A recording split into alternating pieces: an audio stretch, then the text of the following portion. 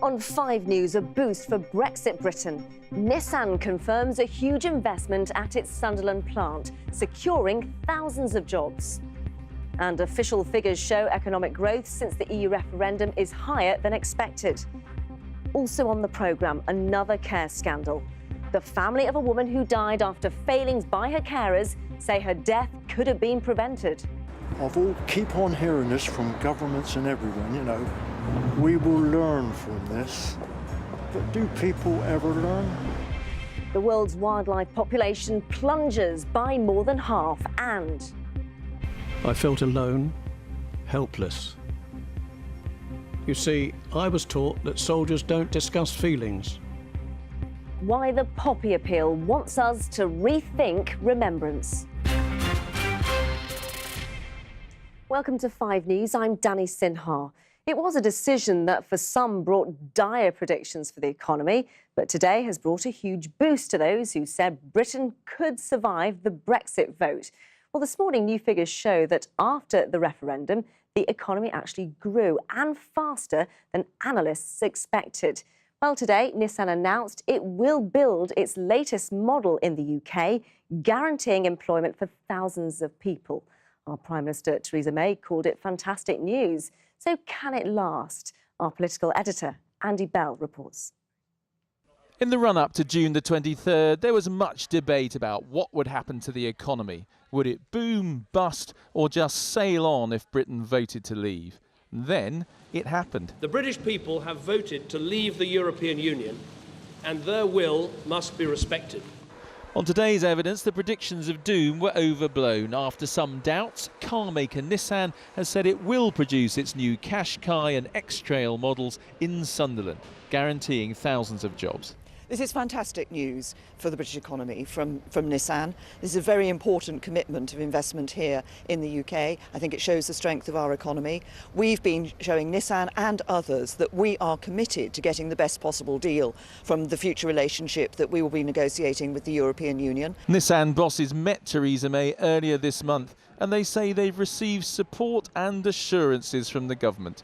Whatever they were told, it seems to have worked. The UK government has assured us that they will work with all of the automotive industry to make sure that we remain competitive, and we trust the government today as we've trusted them in the past, and they've moved heaven and earth to make sure that they give the assurances to our executive committee. So it's no more complicated than that.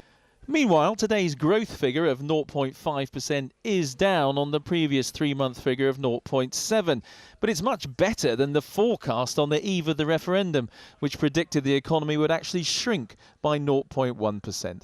It is only the service sector which has grown, though. Agriculture, manufacturing and construction have all shrunk. They are building 900 apartments here, and this project is safe. But the boss says the uncertainty following the referendum has been a disaster for construction. The result of the referendum is bad news for our industry. I think overall it is going to be bad news for the economy in time, because we don't know what Brexit is going to look like. We don't know what the plan is. I'm not entirely certain that anybody in government knows what the plan is. And until we get to March 17 and know how this Article 50 is going to be triggered, how the negotiations go for 2 years' time, none of us know what it's going to look like. The government says today's growth figures and the Nissan decision will help it build a stronger negotiating position with the EU. But for many, the construction of that final deal can't come soon enough. So, Andy, let's talk about Nissan first. Do we know what assurances the government has given them? We're not entirely sure. We know that Nissan were very worried they might have to incur extra costs after Brexit. We now know that they've been reassured after their discussions with the government. The Business Secretary, Greg Clark, has said today they were reassured by government promises on an industrial strategy, on maintaining the competitiveness of the automotive industry in general. What has been left hanging in the air, if you like, is the suggestion as to whether there has been any promise of financial compensation if in the end Nissan find it costs them more to export their cars into the single market after Britain leaves the European Union. We do not know the answer to that. If there has been some sort of promise of that kind, you can be sure that other companies, other sectors of the UK economy will be interested in something similar. Let's talk about those latest economic figures, though. Some positive signs, some might say. Just how significant are they? Well, I think we can now say that the predictions during the referendum itself of Britain going into a recession very quickly after leaving the European Union or voting to leave the European Union, those have proved to be completely overblown. They have not come to fruition. Clearly, there are real doubts about what happens when the final deal between Britain and the EU is negotiated, and we know the shape of that relationship. As has been pointed out, we are still in the EU, we are still trading in exactly the same way as we did before June the 23rd. So people are wondering what happens then. But what we can also say is that we're in a period of uncertainty, but on the evidence of today's figures, it seems that Britain is coping better with that uncertainty than perhaps was expected before the vote. Andy, thank you. The family of a woman who fell from a bridge whilst being treated for depression say they're now considering legal action against her NHS trust. An inquest heard how 74-year-old Marion Munn's behaviour had caused serious concern, but when her daughter called her carer at Southern Health, she was told the office was shut. Well, Marion's body was later found on a motorway. As Simon Vigo reports, it's the latest scandal to hit the trust. Marion Munns was a loving and much-loved grandmother who suffered a rapid descent into mental illness. On the night when her family most needed help, they got none. I have to live with that image of my mum on that last incident that I saw her. And that will haunt, well, my mum said that she will haunt me for the rest of her life. But in reality, it wasn't my mum. But it's still very, very hard because I didn't have the support, or Mum didn't have the support that she should have.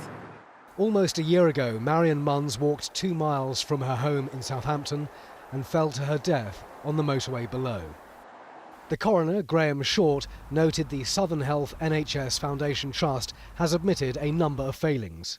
He said there was no clear and comprehensive care plan, there was no consistent approach to monitoring and review, and there was no plan or strategy.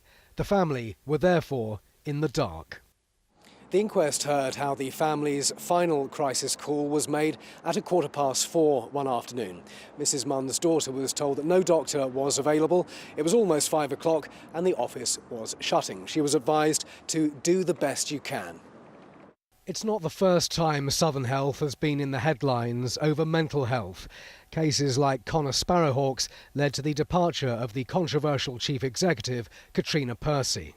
The interim boss says they accept the findings and they are improving, but the Munns family need a lot of convincing. I'm an old man now, and I'm looking at it. Keep on hearing this from governments and everyone, you know. We will learn from this, but do people ever learn? The way that they've behaved, they just have this defensive culture to try and protect themselves. That's quite apparent. Is that changing, do you think? I've not seen any evidence of them changing. They are not ruling out legal action, and if they go ahead, it will be in the name of the grandmother who deserved so much more. Simon Vigo, 5 News. There's a warning that patient safety could be put at risk because of poor morale amongst doctors. The General Medical Council says there's a state of unease within the profession, and it says that fewer doctors are choosing to take training, especially in specialty areas. Officials in Italy are assessing the damage after new tremors struck the area that was hit by a powerful earthquake back in August. One church in the town of Campi collapsed as it was being filmed by the state broadcaster. Dozens of people have been injured in the latest quakes. And authorities are trying to stop people from returning to the camps that are being demolished in Calais. They say hundreds of migrants who've been staying there haven't taken part in the resettlement programme, and they could be trying to return to parts of the camp that haven't yet been dismantled. A student has appeared in court charged in connection with an explosive device that was left on the London Underground. 19-year-old Damon Smith was arrested by counter-terror police the day after the device was detonated by bomb disposal experts. Prosecutors say it did contain ball bearings and it was viable. Layla Hayes reports. This is the teenager accused of making an explosive device with the intention of harming others. 19-year-old Damon Smith spoke only to confirm his name and address when he appeared in court this morning. His mother, seen here on the left, also came to Westminster Magistrates to support her son. The court heard how the device was discovered inside a black rucksack by 2 passengers on a tube train in North Greenwich, near the O2 Centre last Thursday. Prosecutors say it was a viable, improvised explosive containing a clock timing device, a battery and an initiator. The discovery meant the station had to be evacuated for several hours as bomb disposal teams dealt with the incident. Throughout the short hearing, Damon Smith smiled and waved at his mother in the public gallery, at one point giving her a thumbs up. But as prosecutors described how the device contained ball bearings and would have caused injury had it detonated, his mum stood up and shouted he doesn't understand, he's got Asperger's. The day after the device was found, Damon Smith was tasered and arrested by armed police outside a tube station in North London. When officers searched his former home in Devon, they found another suspicious device, though this time it wasn't viable. Damon Smith's defence lawyers have indicated he will plead not guilty on the grounds it was all a prank. It's been accepted by the prosecution that the teenager does have Asperger's, but his application for bail was refused. Leaving court in a prison van, Damon Smith will remain in custody until his next court appearance on the 17th of November. Layla Hayes, 5 News. Still to come on the programme. A mother's campaign to raise awareness of carbon monoxide poisoning after the death of her son. The shocking decline in some of our favourite animal species. And the 97-year-old war veteran asking us to think about the younger generation. All that and more after the break.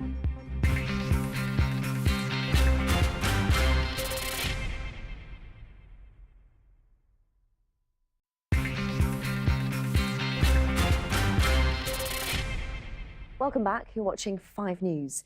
Now, nearly 13 million people in the UK live in rented accommodation, but there is a warning that more than a fifth could be living in homes with potentially dangerous gas appliances.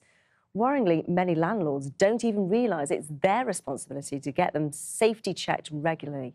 Well, reporter Louise Beale has been to meet a mother whose son died from carbon monoxide that leaked from next door's faulty boiler.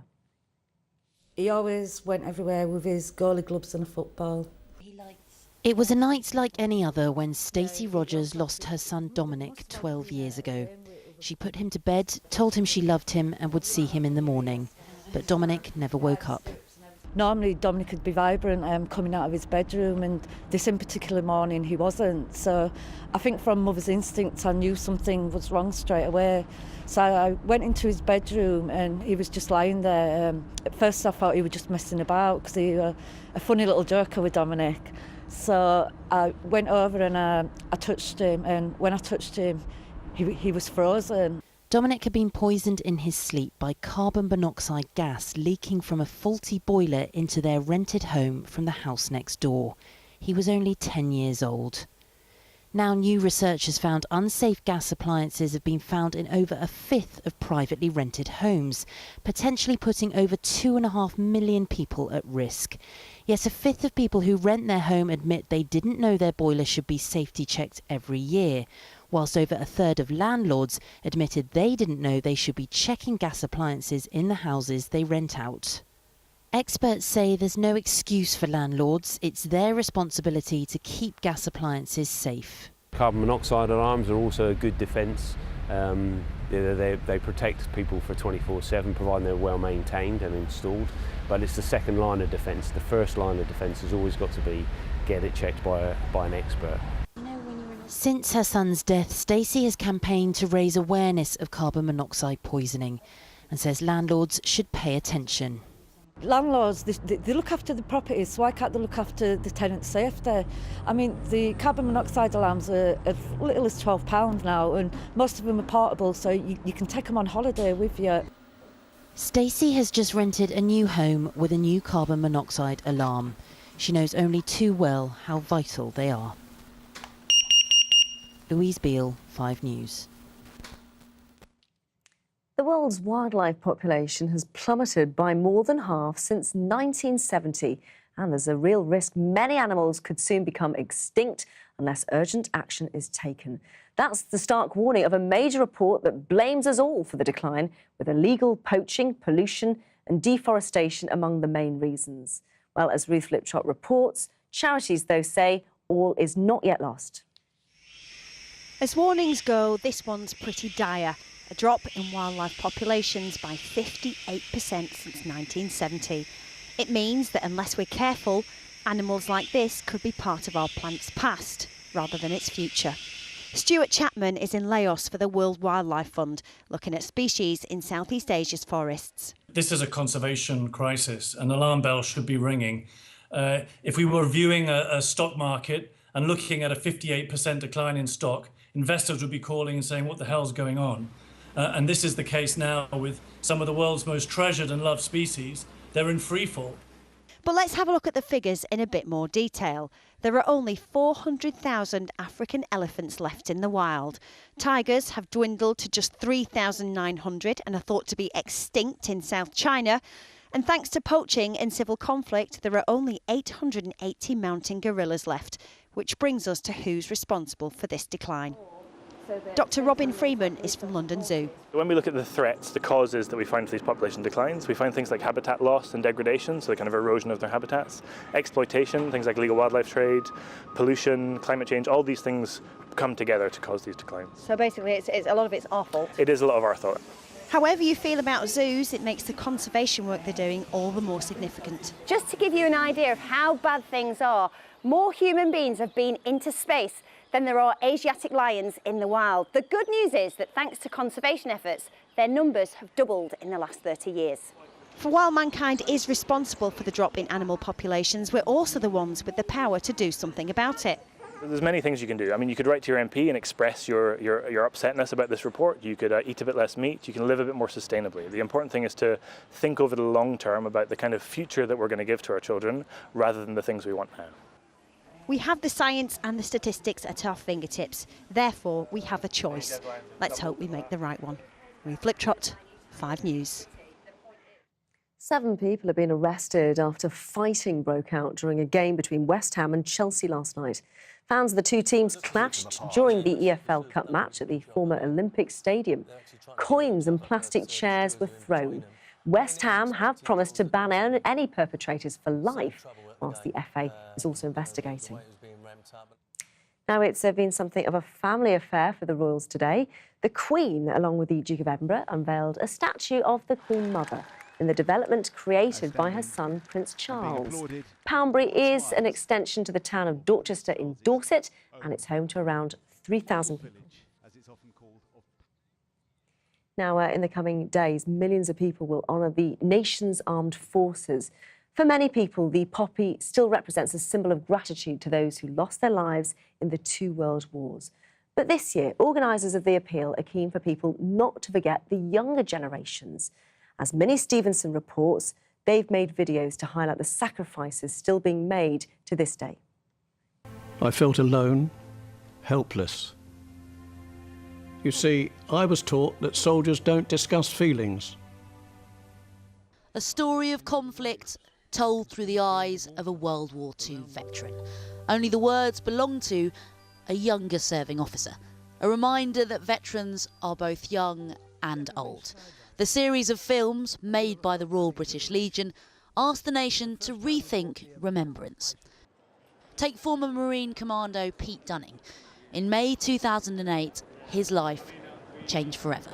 While serving in Afghanistan, he lost both of his legs in an explosion. In that incident, my driver died instantly, and another chap in the vehicle, he suffered horrendous burns and injuries. In that, I lost both my legs. It's the hidden injuries which people don't really realise are more apparent than the physical injuries, actually.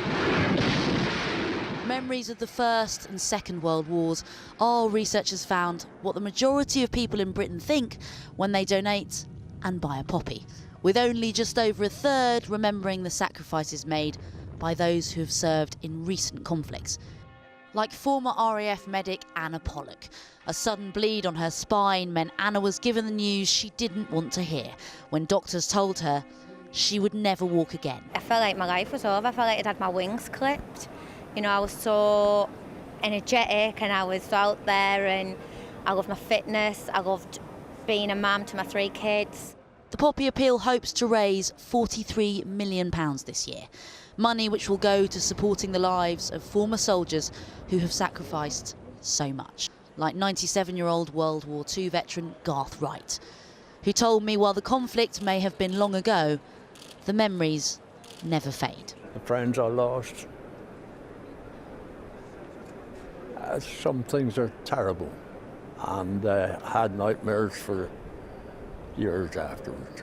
All wounds can't be seen, but there are those inner wounds to the mind. The Royal British Legion hope that when people put on a poppy, they pause to remember not only the fallen, but those living with the scars of service every day. Minnie Stevenson, 5 News. Well, that's about it for now. I'm back at 6:30 with 5 News Tonight. And then we'll be discussing calls for a new approach to tackling an inherited form of heart disease. Experts are now calling for all 2-year-olds to be screened for that condition. Plus, we'll be talking all things Bake Off after Candice, of course, was crowned the winner. Well, what is in store now, though, for the show's future?